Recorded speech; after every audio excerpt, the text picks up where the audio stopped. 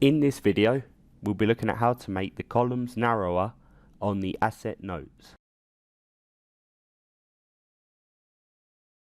Within the tangible fixed assets, intangible fixed assets, and fixed asset investment notes, the column widths can be set to narrow.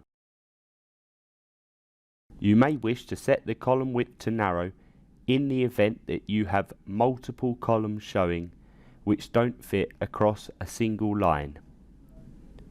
This will usually be in the event that you have 6 columns.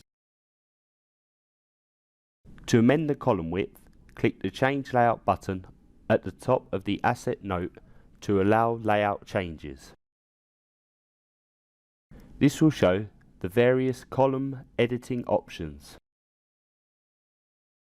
To select narrower columns, we will first need to select the Col Width drop-down option and then select the narrower columns.